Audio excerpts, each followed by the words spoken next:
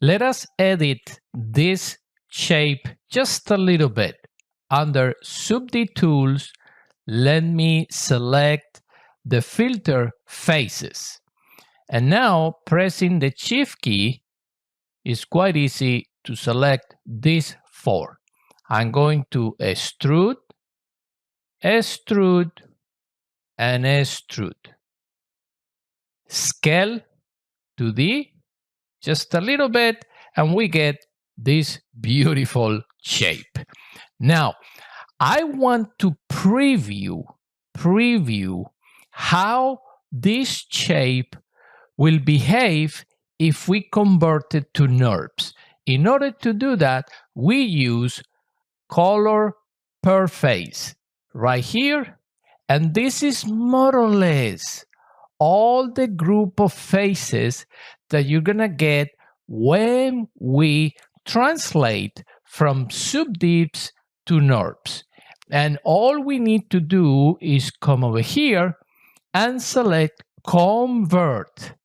And all we have to do first is, don't forget, cancel the filter that we had before. And now we can go ahead and convert this SubD enter to Nurbs. But we have the SubD options. We can pack all of them, and they will be packed based on the color, or UnPack. It's up to you. I'm going to pack. Press enter, enter, and look at this. Let me move it over here, and we can go back to display and remove the colors. And there you see it. If we explode this, we can select all this piece, all this piece, all that piece. Let me do it again. Convert to Nurbs. But this time, I'm going to tell Rhino not to pack. UnPack. Enter, enter.